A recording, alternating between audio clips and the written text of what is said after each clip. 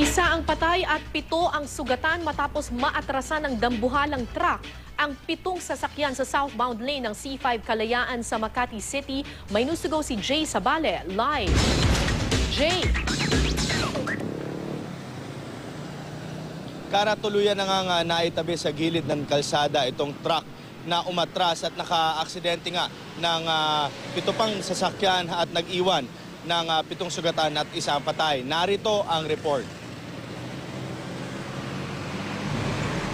Ayon sa driver ng isa sa mga taxi na nadamay sa aksidente, bandang alas 3:30 ng umaga hindi na kinaya ng isang 16-wheeler truck na puno ng buhangin ang paahong bahagi sa C5.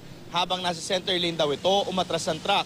Sinubukan pa raw itong kalsuhan ng mga nakasakay sa truck, ngunit patuloy itong umatras. Dito na dumausdos ang 16-wheeler na umararo sa 7 pang sasakyan. Nadamay ang 3 taxi, isang AUV, 2 truck, isang kotse at ang napuruhan ay ang ELF-type na truck. Ayon sa driver ng ELF truck na si Roselito Marquez, sa lakas ng pagkakabangga ay tumalsik siya palabas ng bintana sa driver's side, habang ang pahinante niyang si Christian Parado ay lumipad palabas ng windshield. Pero ang pahinante niyang si Richard Parado na nakasakay sa passenger side ay naipit sa loob ng sasakyan. Dahil sa parting iyon, bumangga ang rumaragasang truck. Buhay pa raw si Richard nang mailabas ng sasakyan pero namatay siya kinalaunan.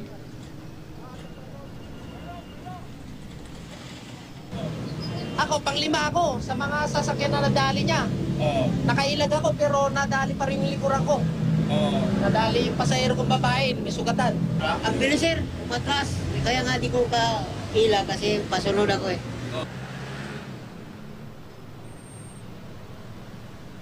Dakong alas 8:30 naman ng ito nang truck na ito ay tuluyang na gilid at sa tulong na rin ng mga ilang truck na dumadaan dito. At sa ngayon, ayon sa nakausap nating opisyal ng MMDA dito, ang buntot ng mismong trapiko ay aabot na hanggang Ateneo at sa may Electrical Road. Pero sabi nila, gumagalaw naman na raw ang daloy nito. At yan muna latest mula dito sa C5. Balik sa Okara. Okay, Jay, natukoy na ba kung sino ang may-ari nitong truck na ito?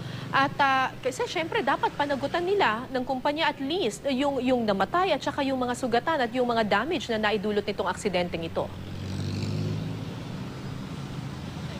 Sa ngayon, Kara, yung mga investigador dito ay patuloy nga ang paghahanap dito dahil katulad ng kwento ng taxi driver na isa, nakita niya nung dumausdos na itong mismong truck at hindi na kinaya ng kinalso, nagtakbuhan na lahat ng sakay ng mismong truck.